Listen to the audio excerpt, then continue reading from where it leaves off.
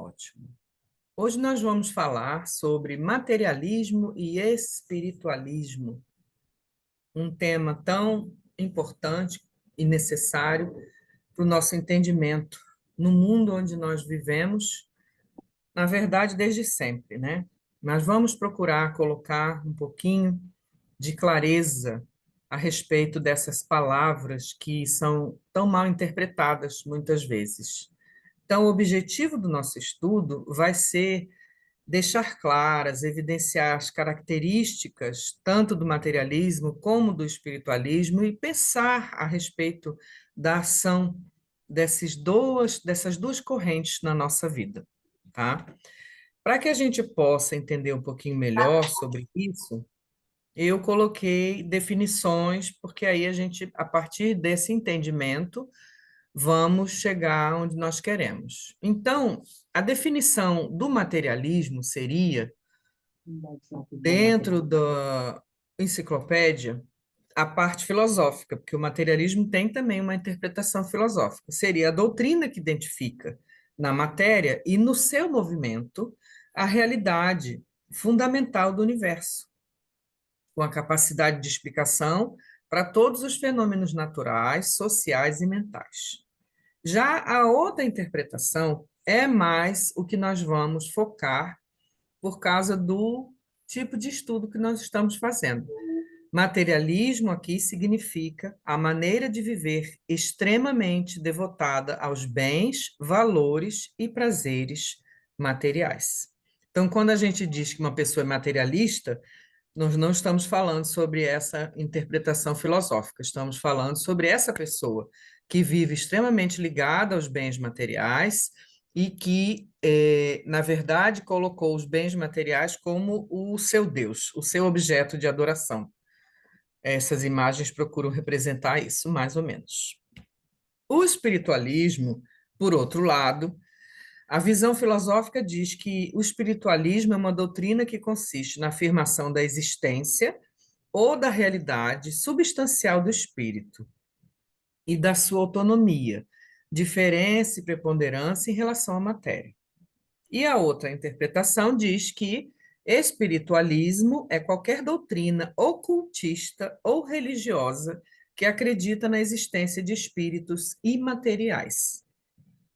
Eu acrescentaria uma terceira definição, englobando um pouco mais. Espiritualismo não tem nada a ver com religião, nem doutrina ocultista. Espiritualismo é inerente ao homem que acredita que há algo além da matéria, que há uma vida ou uma existência ou uma energia, algo que rege o universo, que está além do mundo das três dimensões. Então, é a existência de um espírito, a existência de um mundo que vai além da matéria. Vamos usar mais ou menos esses conceitos para que a gente possa entender melhor sobre o que nós estamos falando. Hoje eu trouxe até um filme para vocês assistirem, 3 minutos. Porque, para falar sobre esses conceitos de materialismo e espiritualismo, eu acho muito importante que a gente possa usar todos os nossos sentidos. Vocês sabem que o corpo humano não se baseia só nos 5 sentidos, mas eles são fundamentais porque eles funcionam em conjunto. A visão, a audição, o paladar, o senso de olfato e o tato, conjuntamente com a intuição, a percepção dos nossos sentidos, que a gente chama de sexto sentido, eles compreendem muito mais do que sozinhos e separados, né? Essa imagem mostra com clareza até esse cartoon da Mafalda, que é muito interessante, perguntando ao amigo: o que está passando na televisão? Tem alguma coisa boa? E ele diz: eu liguei agora, mas parece que se você passar desodorante, depois comer salsichas, comprar uma máquina de lavar roupa, você só não é feliz se for muito idiota. Faz todo sentido, né? Então vamos assistir esse filminho. Convido vocês para que, deixa eu ver aqui que eu tenho que mudar o compartilhamento. Ai, meu Deus, eu ainda vou aprender. Novo compartilhamento. Esse. Vamos ver. Vocês estão vendo o filminho aí? Só tem minha faixa preta, né? Espera aí, eu vou tirar aqui essa imagem. Ó, se chama Homem. Vamos ver se ele passa direitinho. Ó, vamos assistir. 500 mil anos atrás. Ele exagerou, óbvio, né? Uma paródia. Mas, peraí.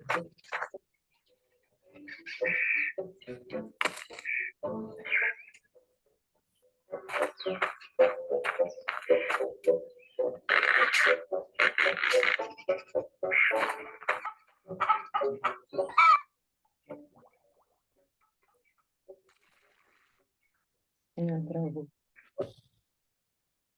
Ih, ninguém merece nesse YouTube colocar anúncio no meio da nossa projeção. Ai, ai, fazer o quê, né? Mas até isso faz sentido com o que nós estamos assistindo.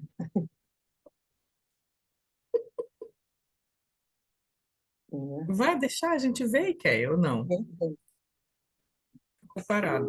Não, outro anúncio. São dois. Por essa eu não esperava. Skip.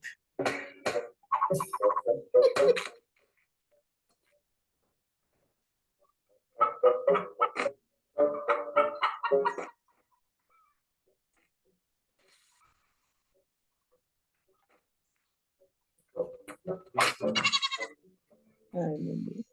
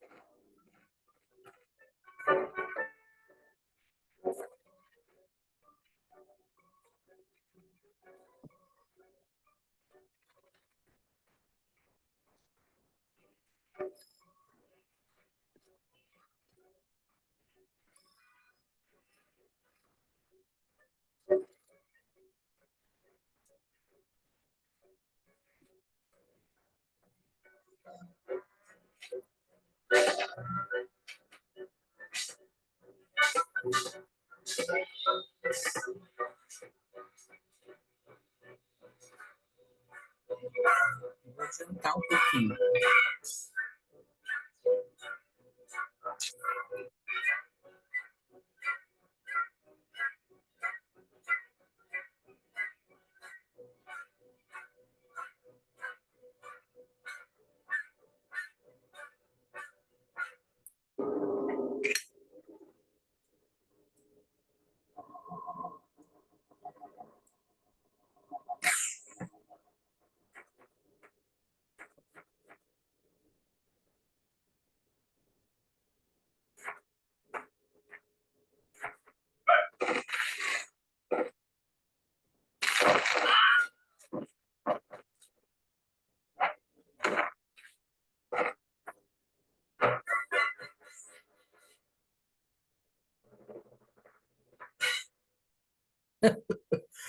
Ai, meu Deus. Ai, meu Deus. Agora deixa eu mudar o compartilhamento.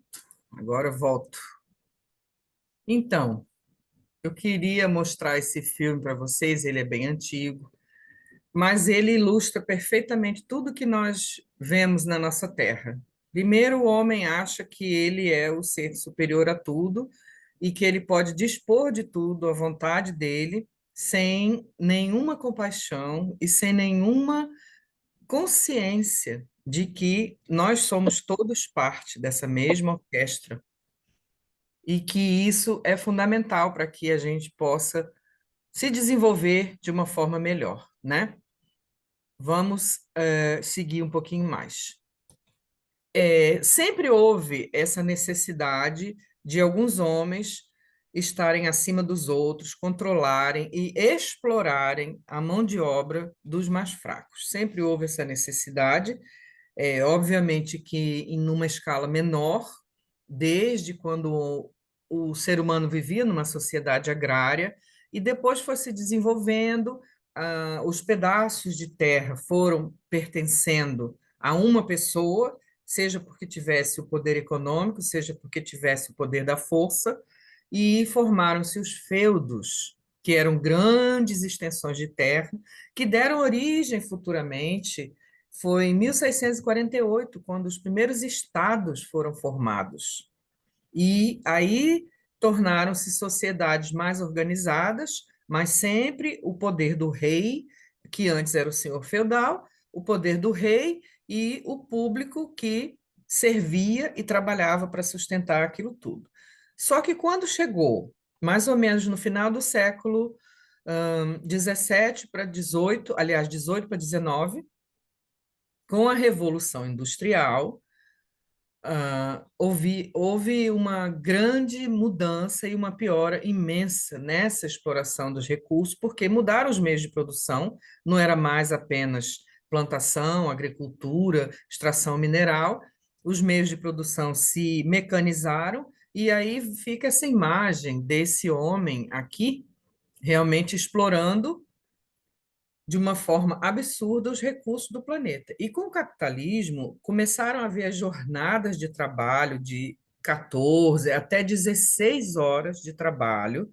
Eram homens, mulheres e crianças que trabalhavam nas fábricas para produzir cada vez mais. Não haviam direitos trabalhistas, não havia direitos humanos essenciais. E por isso, para mim, aquele filme foi tão pertinente, porque ele mostra realmente uma exploração desenfreada. É, ali é mostrado apenas um homem, mas nós sabemos que é uma pequena classe que domina todo o planeta. Já os relatórios da ONU, da Unesco, mostram que 1% da humanidade concentra 50% de toda a riqueza. Então, é como se nós todos servíssemos ao propósito de enriquecer umas poucas pessoas, e o dinheiro, na verdade, é esse pedaço de papel que as árvores foram destruídas para fazer, né? Então, eu trago aqui, como Sânia gosta tanto, um trecho da Bíblia, onde o Lucas fala, né, sobre um exemplo muito interessante que eu trouxe para ilustrar a questão do consumismo. As terras do homem rico produziam abundantemente. Ele então perguntou a si mesmo: o que que eu vou fazer? Pois eu não tenho onde guardar todos esses frutos e toda essa riqueza. Pensou consigo e disse: vou derrubar os meus celeiros, vou construir outros maiores, e neles eu vou guardar toda a colheita e todos os meus bens. E vou dizer então à minha alma: você tem muitos bens em depósito para muitos anos. Descansa, come, bebe, seja feliz. Deus, porém, disse sobre esse homem insensato: nessa noite mesmo virão buscar a tua alma. E as coisas que juntaste, para quem serão? Assim acontece aquele que guarda tesouros para si e não é rico em Deus. Isso significa o que eu vejo muito ao meu redor, essa imagem ilustrativa de uma Black Friday, onde as pessoas vão muitas vezes se acidentar buscando comprar os bens materiais que elas têm certeza que precisam, porque todo o conjunto da mídia, todas as mensagens subliminares e todas as mensagens diretas colocam na nossa cabeça que nós precisamos daquilo. A gente precisa de água, de comida, de abrigo, a gente precisa de coisas materiais para que a nossa vida seja mais fácil, mas a gente não precisa de uma bolsa de marca que custa 40 mil euros. A gente não precisa de um sapato Balenciaga, que é uma aberração, uma afronta a qualquer beleza, que custa não sei quantos mil euros. Mas nós enfiamos na nossa cabeça que a gente precisa. E nós vivemos agora na era dos influencers. Então, nós estamos precisando cada vez mais de cada vez mais coisas que a gente não sabe nem o que é. E o que acontece com muitas pessoas é isso que esse rico da parábola fez.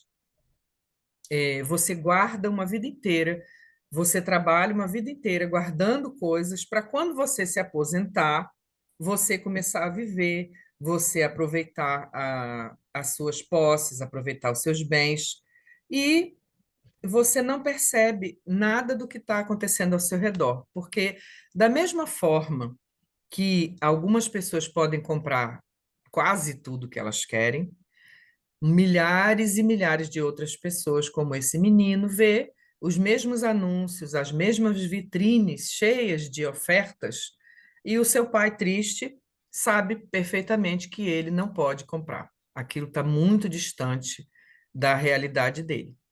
Kardec fala no Evangelho segundo o Espiritismo, capítulo 11, sobre o egoísmo, que, segundo os espíritos de luz, é a base de todo esse capitalismo, de todo esse enriquecimento desenfreado, de todo esse consumismo, de toda essa busca das coisas materiais. O egoísmo é a negação da caridade. Sem a caridade não haverá descanso para a sociedade humana. E digo mais, não haverá segurança. Com o egoísmo e o orgulho, que andam de mãos dadas, a vida será sempre uma corrida em que vencerá o mais esperto, uma luta de interesses em que as mais santas afeições serão pisadas e nem sequer os sagrados laços de família merecerão respeito. Porque é preciso que haja realmente um egoísmo muito grande, uma falta de conhecimento espiritual muito grande, para que o homem permaneça desenfreadamente destruindo o planeta onde a gente vive e acumulando bens materiais de uma forma desnecessária, em que pessoas com fortunas pessoais que têm dinheiro suficiente para 5 encarnações. Só que a encarnação dele em número de anos é curta nesse corpo físico. Então, a maioria das histórias que a gente vê é de pessoas que desencarnam e deixam tudo para trás, porque não vão poder mesmo levar nada consigo, e a família entra em guerra, em disputa por heranças. Então, na verdade, vem para essa parte que o Dalai Lama falou. Os homens perdem a saúde para juntar o dinheiro. Depois perdem o dinheiro para recuperar a saúde, pagando planos caríssimos. E por pensarem ansiosamente no futuro, eles esquecem do presente, de forma que acabam por não viver nem no presente, nem no futuro. Eles vivem como se nunca fossem morrer e morrem como se nunca tivessem vivido, porque estão completamente distantes das realidades eternas. Tudo que é de material, que é necessário, que é importante para o homem crescer, se desenvolver e apoiar a nossa jornada aqui na Terra, não é necessário que seja dessa forma tão destrutiva como a gente acaba transformando. Por quê? Como as próprias leis naturais que estão descritas no Livro dos Espíritos, inclusive a lei da destruição, que vem através da guerra, ela é importante para o homem, porque nesses momentos de guerra, a humanidade acaba por desenvolver projetos e vacinas e objetos e coisas que são necessárias para que a gente possa dar um passo a mais e entrar na lei do progresso. O progresso é necessário, e é necessário que de tempos em tempos haja esse grande movimento, porque nós ainda estamos numa terra de provas e expiações. Por isso que nós ainda vemos tantos focos de guerra no planeta, por isso que porque não faz nenhum sentido para mim que a Ucrânia vai bombardear a Rússia vai bombardear a Ucrânia, porque quem gerou essa guerra, que são as pessoas que estão lá em posições de poder, elas não estão na frente de batalha, não vão ser bombardeadas. Quem vai sofrer sempre são as pessoas mais fracas, são as pessoas mais pobres, são as pessoas mais necessitadas. Essa guerra absurda entre Israel e Palestina, quem sofre mais as notícias que a gente vê são as pessoas que estão na faixa de Gaza, são as pessoas que estão vulneráveis. E a nossa humanidade ainda não entendeu que essa destruição em massa é também uma autodestruição. Para não falar naquilo que nós já sabemos, com mais do que claramente, sobre a destruição do planeta, do meio ambiente, as catástrofes, as consequências de tudo isso, os incêndios absurdos, os terremotos, todas as coisas que o nosso planeta está convulsionado por furacões, por tempestades, diante de mudanças absurdas. Acharam há pouco tempo no Everest o corpo, os restos mortais de um alpinista que morreu há 100 anos atrás. Estava enterrado até hoje. De repente apareceu, porque houve degelo. E essas evidências não são suficientes para o homem compreender o quanto ele precisa mudar. Desde que houve essa mudança tão grande na interpretação do conhecimento, também do tempo da Inquisição, 1500, 1600, mais ou menos, onde houve a separação entre igreja e ciência, mais evidente com as pesquisas, né? E o positivismo se fortaleceu tanto. Então, tudo que se fala de espiritualidade, tudo que se fala de interiorização, compaixão, se colocar no lugar do seu semelhante, é tudo menor, é tudo ridículo, é tudo não só a ciência. A ciência virou o novo Deus. E aí o homem entra nessa outra fase que é da arrogância intelectual. Kardec também fala sobre isso na questão 785 do Livro dos Espíritos. Qual é o maior obstáculo ao progresso? O orgulho e o egoísmo. Ele fala nisso constantemente. As duas maiores feridas da humanidade são o orgulho e o egoísmo. E ele diz qual é o maior obstáculo ao progresso. Ele está se referindo ao progresso moral, porque o progresso intelectual está sempre avançando. Nos últimos 50 anos, nós avançamos mais do que nos últimos 1000 anos de história da humanidade. Nos últimos 10 anos, nós avançamos mais ainda, e nem se fala nos últimos 5 anos. Ano passado, a gente não falava sobre usar inteligência artificial para nada. E agora usamos diariamente em quase todos os programas que a gente tem. Então, ele diz aqui que a humanidade, adquirindo conhecimento, muitas vezes se deixa arrastar pelo orgulho, pela vaidade, pela presunção e pela arrogância, que é justamente você achar que sabe mais do que os outros, que sabe fazer melhor do que os outros e impõe a sua vontade às pessoas que dependem de você, os líderes políticos, os chefes em empresas que massacram seus funcionários, todo tipo de comportamento que demonstra a nossa infantilidade espiritual. Porque só carrega essa arrogância intelectual e essa outra arrogância que eu coloquei aqui também, que é o outro lado da moeda, a arrogância espiritual. Que aí você pensa, não, a pessoa tem um conhecimento espiritual, a pessoa é espírita, a pessoa é budista, a pessoa faz parte de alguma religião que procura esclarecer, mas que o que que acontece com ela? Ela acha também que sabe mais do que o outro, porque ela já conhece, porque eu sou espírita, porque eu sei que a vida não termina aqui, eu sei que vivemos muitas vidas, mas eu não faço nada para mudar, mesmo com esse conhecimento.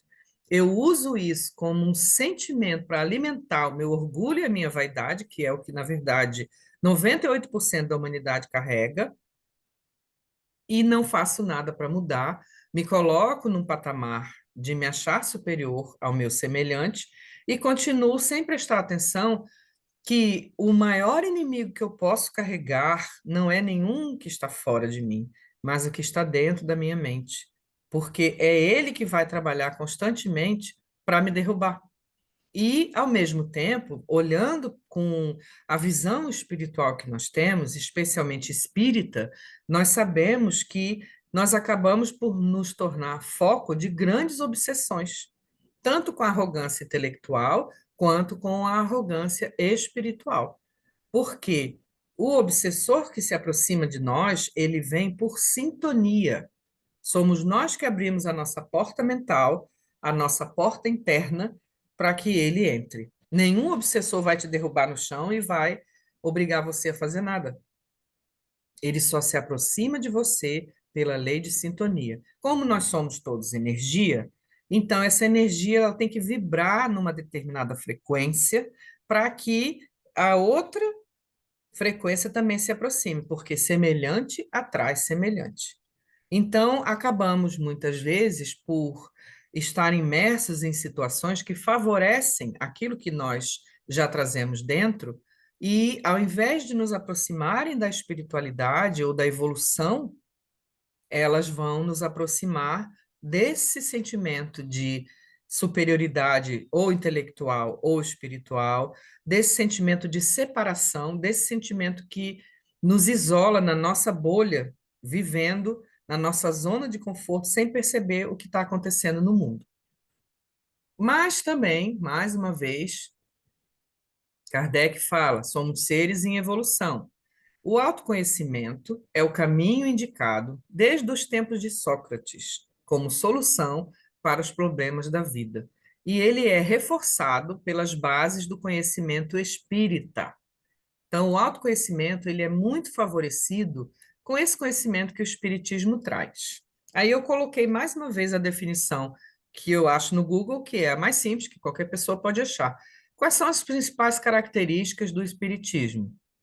Ele diz: é uma religião sem culto externo, sem sacerdócio organizado, sem cerimônias de qualquer natureza, sem intermediários entre a criatura e o Criador, podendo ser considerada como uma religião cósmica, tendo como o amor e a caridade o ideal maior.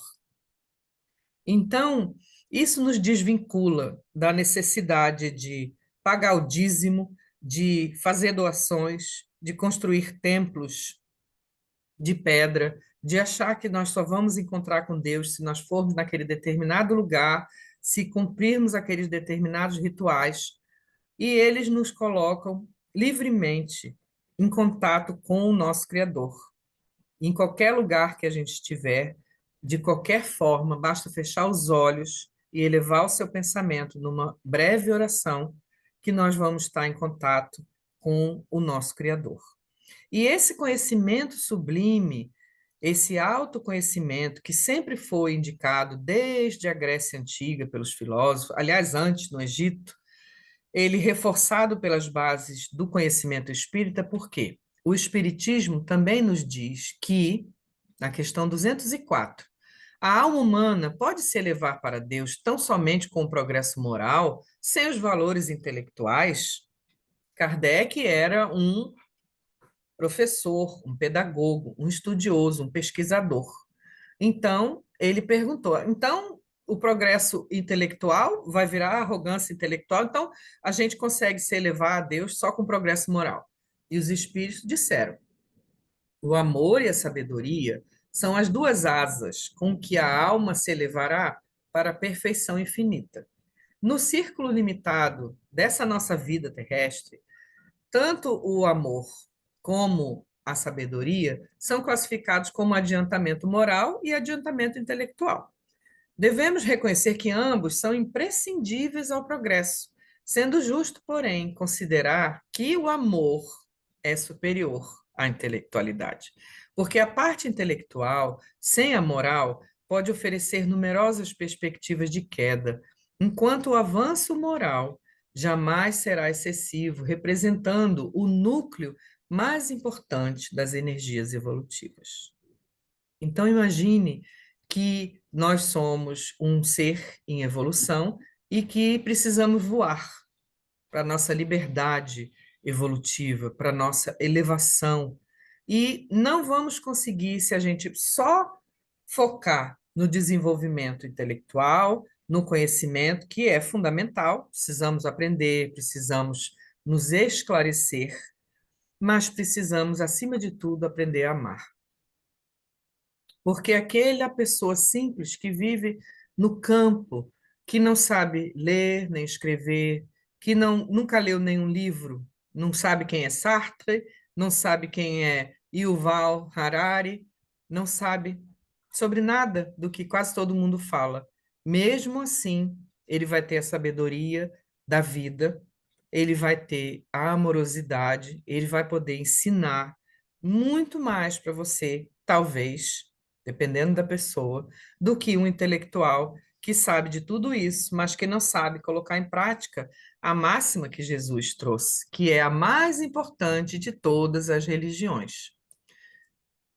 O que é mais importante? Amar a Deus sobre todas as coisas, de todo o nosso coração, de toda a nossa alma, de todo o nosso entendimento.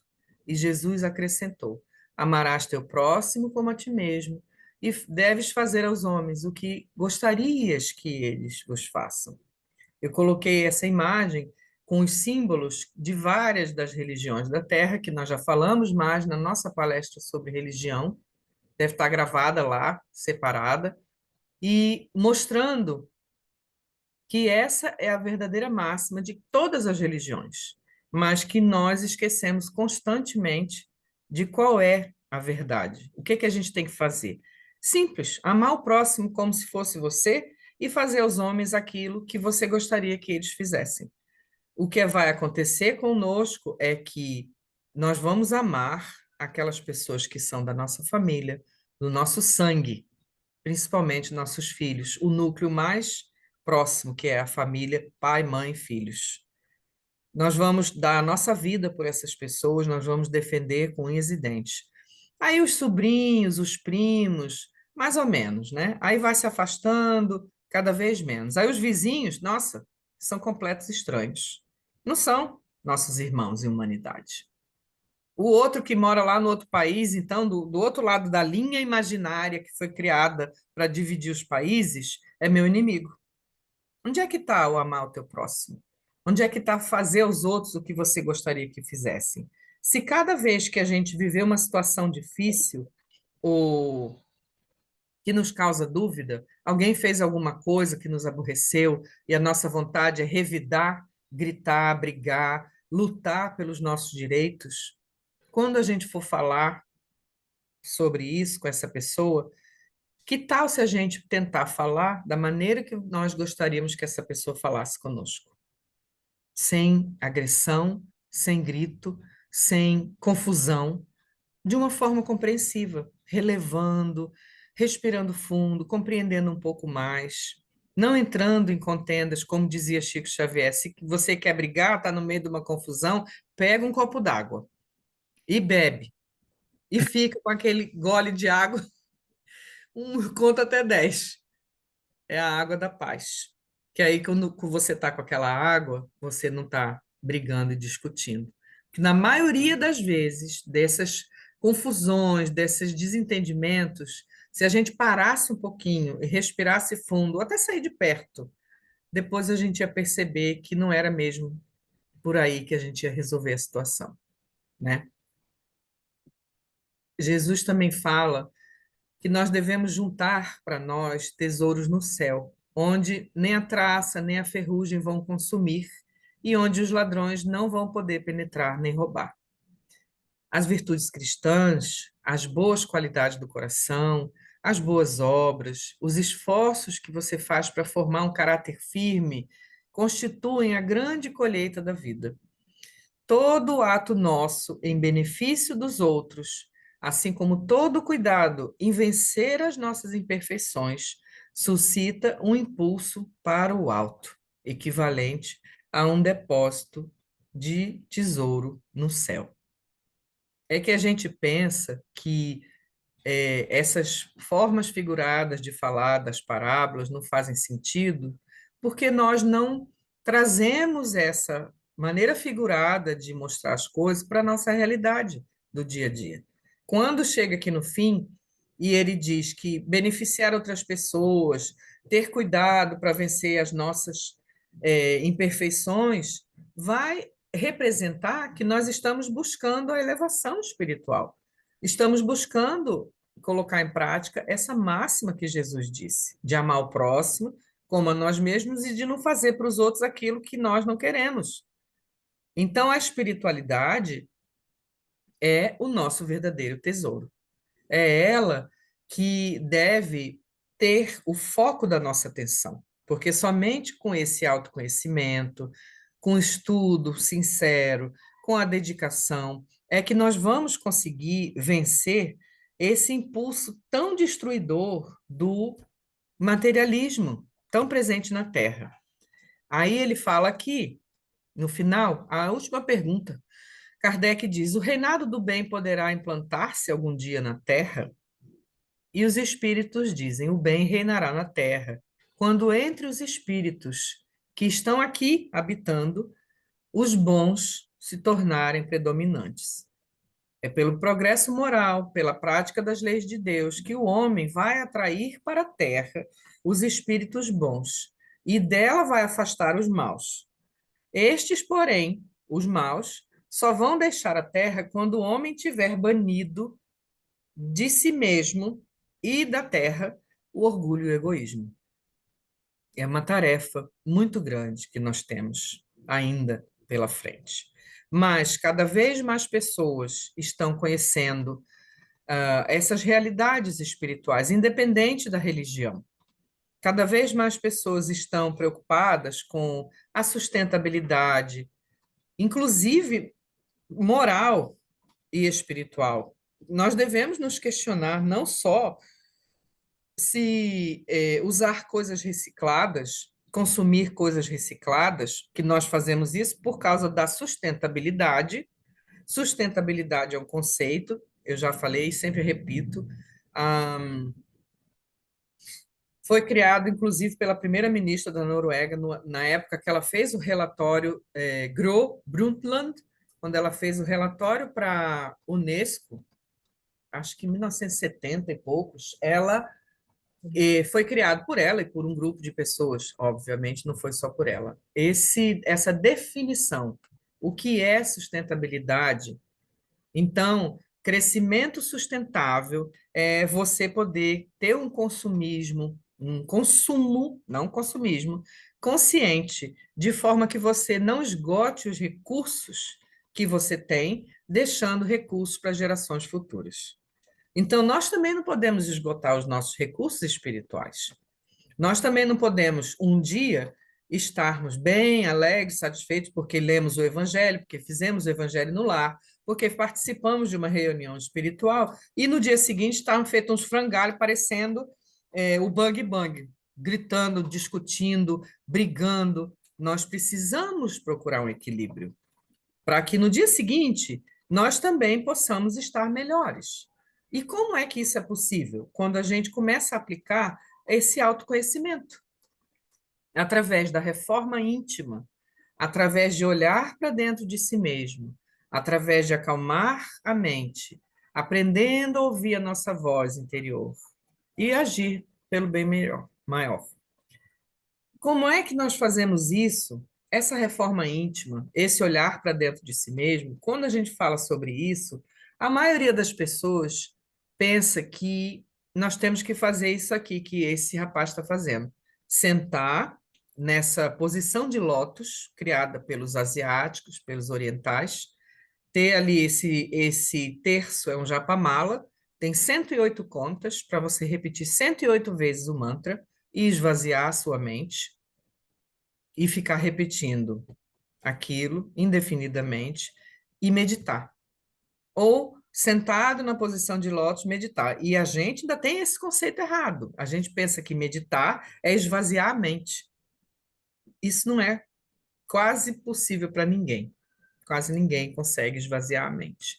Então, meditar é procurar acalmar o seu coração. O mindfulness tem várias técnicas de meditação que não precisa sentar dessa maneira, até porque eu nem consigo. Não precisa sentar dessa forma. Pode sentar na sua cama, pode estar deitado, pode estar em pé, pode estar caminhando no jardim, pode estar esquiando na neve. O importante é que a sua mente esteja focada. Crie um foco. Se para você visualizar uma rosa for um foco, tá ótimo. Se para você visualizar uma imagem agradável for suficiente, tá bem. Colocar uma música e seguir o som daquela música. Divaldo chegou um tempo até lançar alguns CDs com visualizações criativas, que é uma pessoa, tem na internet, tem no YouTube, tem, o Janderson faz uns vídeos, umas meditações, que a pessoa segue a voz daquele orientador e vai visualizando. Vamos fazer uma no final, quando a gente encerrar, para nós sabermos como é simples. Então, essa reforma íntima começa por silenciar o nosso próprio coração e a nossa mente, que são dois focos que estão ligados profundamente à nossa evolução.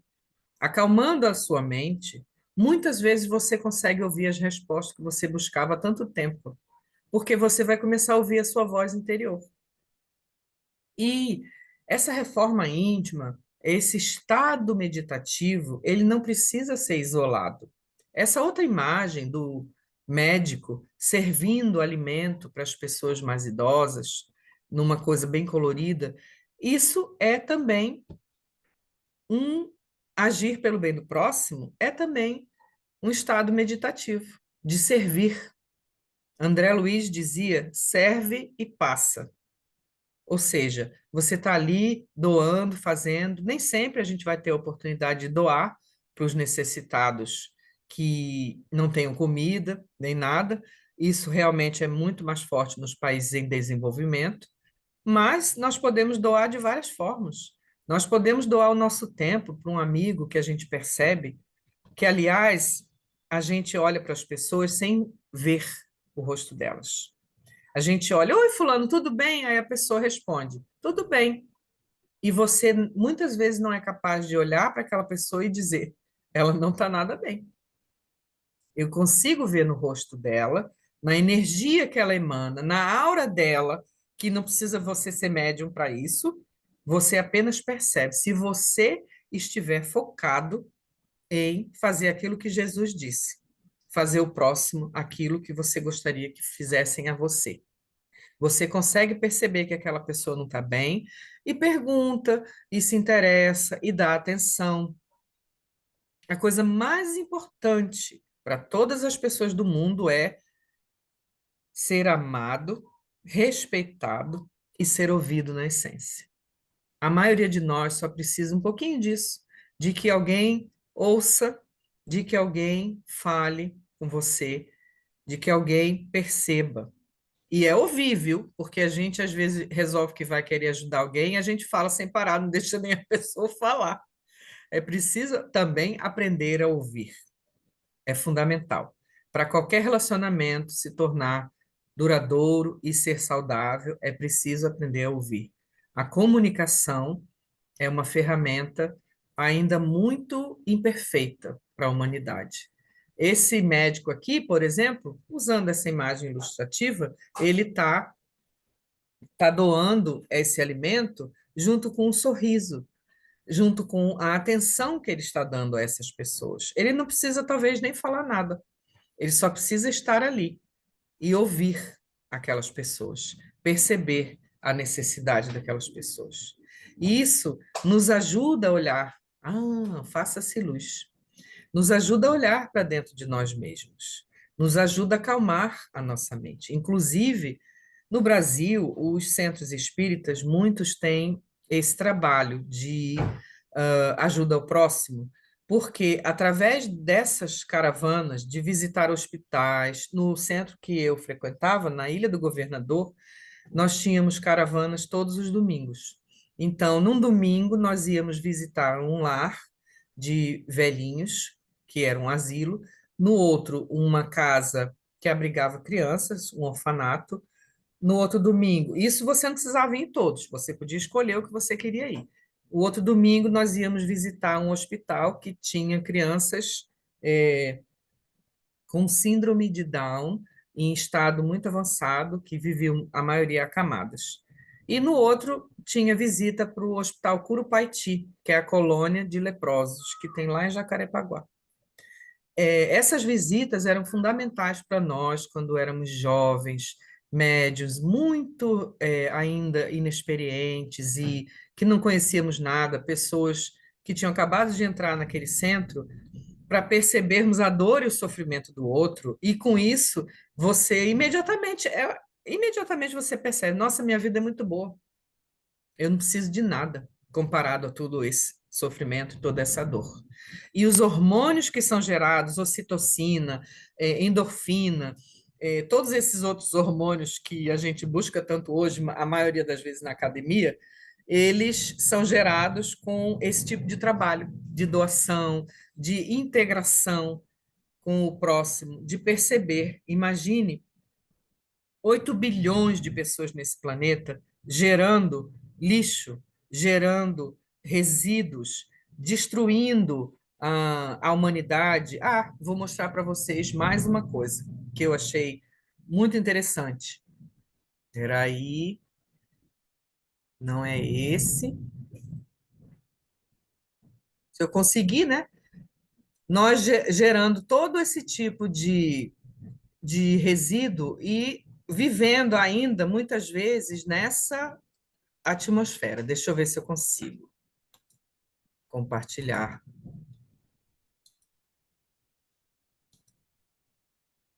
Acho que sim. Não vou botar tudo, não, mas vejam só um pedacinho. Esse é o filme de Charlie Chaplin, Tempos Modernos. Banco 5. Compruebe el ritmo de producción. La cadena va con retraso, Banco 5. Atención, capataz.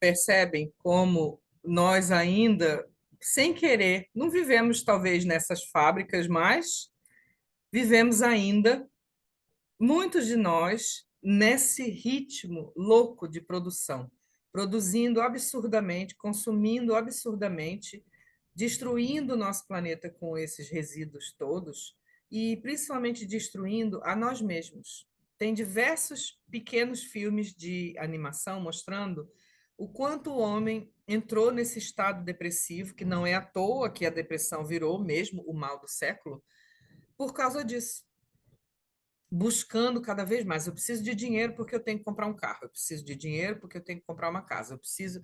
Mas agora eu preciso de dinheiro porque eu tenho que reformar, fazer uma coisa nova. Eu preciso de. O tempo todo nós precisamos de alguma coisa. E ninguém reserva, talvez, um tempo do seu dia para abrir a janela, olhar para o céu, ver o pôr do sol, ver as estrelas, sentir o ar que você respira, olhar para tudo isso, observar tudo que te cerca, observar as pessoas na rua, também ajuda você a olhar para dentro de si mesmo.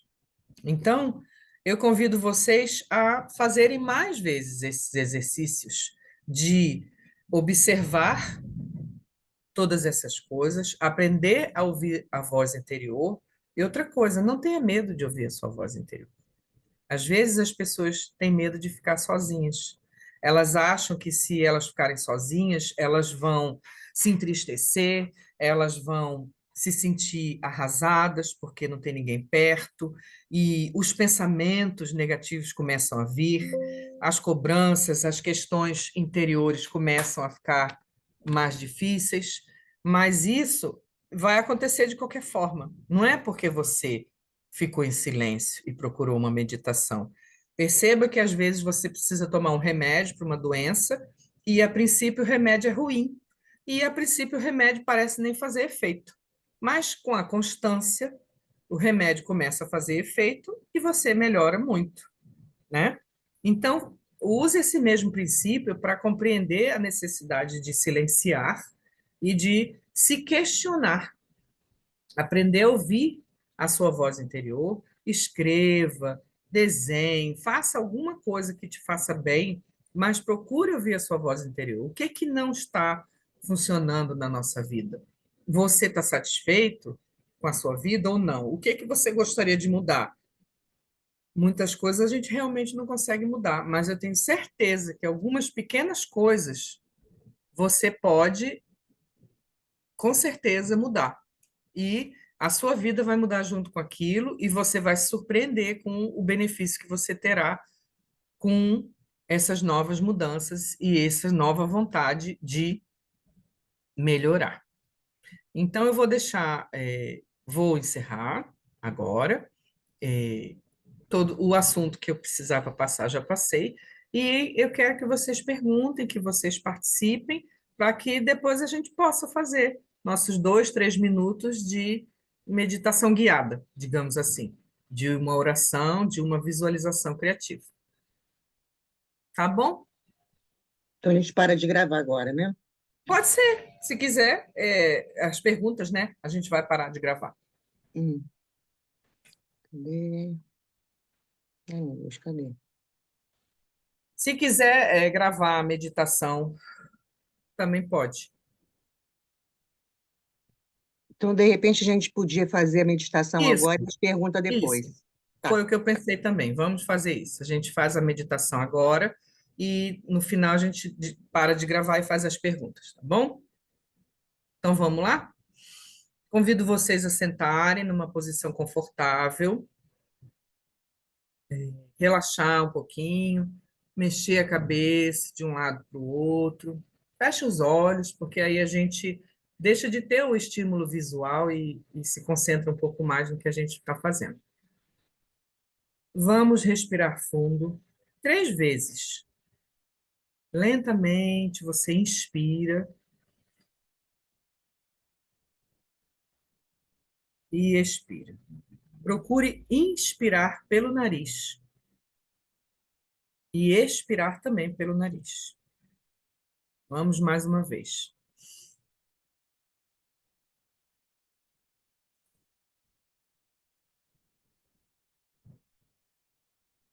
E mais uma vez.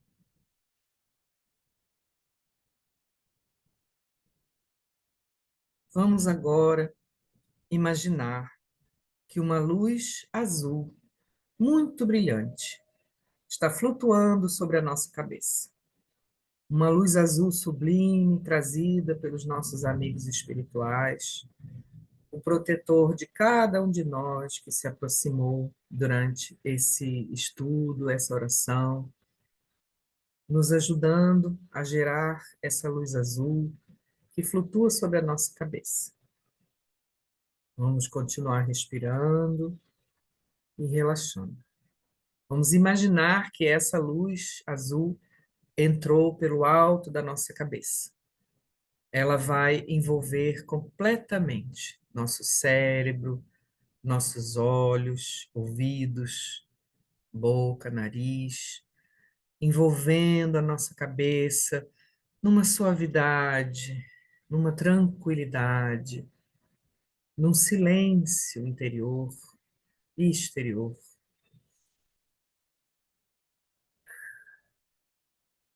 Vamos imaginar que essa luz desce pelo nosso pescoço e envolve completamente os nossos ombros, a parte de trás das nossas costas, como se fosse um banho de energia, de luz purificadora, limpando os pesos que tantas vezes colocamos sobre os nossos ombros, pesos simbólicos, pesos emocionais, pesos de estresse, de preocupações excessivas, nos pré-ocupando de coisas que ainda nem aconteceram. Vamos permitir que essa luz azul possa limpar e aliviar esses pesos, descer sobre os nossos braços, envolvendo completamente os nossos braços e as nossas mãos, tornando as nossas mãos potencializadas para que elas também relaxem e possam servir de instrumentos de luz para todos que se aproximarem de nós, para a comida que nós preparamos, para a água que nós bebemos. E vamos sentir essa luz azul purificadora voltando pelos nossos braços, descendo pelo nosso peito. Ela vai se acomodar com esse azul translúcido e brilhante, envolvendo nosso coração, a sede das nossas emoções, nosso segundo cérebro, envolvendo nosso timo, a glândula de ligação espiritual, envolvendo o nosso centro de força que está acima do umbigo, o nosso plexo solar. Que essa luz azul possa nos ajudar a ter uma respiração mais tranquila, a ter um ritmo mais saudável, mais suave. Essa luz azul, suave e poderosa, desce, envolvendo o nosso estômago, intestino, fígado, baço, os centros de força esplênico, umbilical, todo o grande complexo, essa usina de força que produz as células vermelhas do sangue, para que tenhamos saúde, para que possamos purificar através da respiração. Respirem profundamente, limpando os nossos pulmões, envolvendo toda a parte superior do nosso corpo. Vamos imaginar que essa luz azul envolve agora os órgãos do nosso aparelho reprodutor, especialmente as mulheres, trazendo equilíbrio, trazendo um funcionamento saudável, para que possamos estar em harmonia com a produção de hormônios que muda tanto o nosso humor, o nosso sentimento diante de tudo que vivemos. Que essa luz azul, poderosa, translúcida, intensa, possa agora descer pelas nossas pernas, purificando o caminho que o nosso sangue percorre pela veia porta, até a ponta dos nossos dedos dos pés, e retornando com o sangue purificado, enchendo assim todo o nosso corpo de luz azul que nos conecta às forças espirituais que envolvem a nossa casa, a cada um de nós.